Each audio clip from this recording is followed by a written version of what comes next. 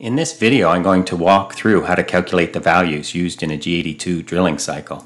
Here we see a carbide spot drill with a 90-degree included angle spot drilling an aluminum plate. First, let's take a look at the codes that go on the G82 line. If an X and Y is included with this line as shown, then the spindle will first move to that X and Y location before executing any other part of the G82 code. If no X or Y is programmed on the G82 line, then the cycle will be performed at the spindle's current location. And remember, the G82 cycle tells the machine to feed from the R plane at the specified feed rate to the Z, then to dwell for the specified unit of time, then to move and wrap it back to the R plane. And it will repeat this for every X and Y location given until it sees a G80. When using a 90-degree included angle spot drill, as the one shown here, the correct depth to program to is the radius of the desired chamfer at the top of the hole. For example, in the cross section showing here, we have 1/4-inch holes with a 25 thou radial chamfer. Therefore, the diameter of the chamfer at the top of the hole is 0.3, and the depth would be half of that, or negative 0.15, 150 thou. Now that the depth of the spot drill has been calculated, there is one more important consideration to be taken into account. The fact that spot drills do not come to a perfect point, but instead they have a small flat. There are two acceptable methods to deal with the flat on a spot drill. Either is fine as long as it is communicated clearly.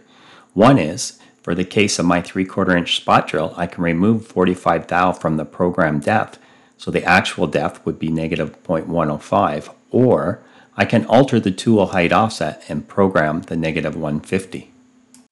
The R value, often called the retract level, is the Z plane the tool will retract to at the rapid rate after drilling the hole to the specified depth. Any tool movements in the machine at or above the R level will be at the rapid rate.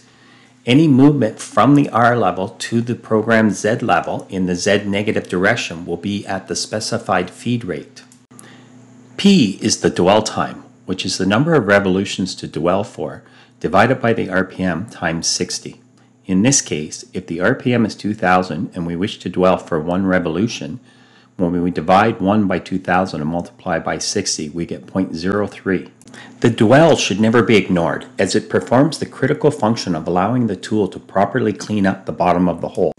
When calculating the dwell time, use 1 or 2 as the number of revolutions.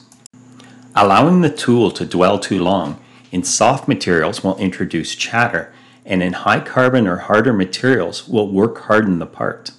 The final thing we need to program on the G82 line is the feed rate.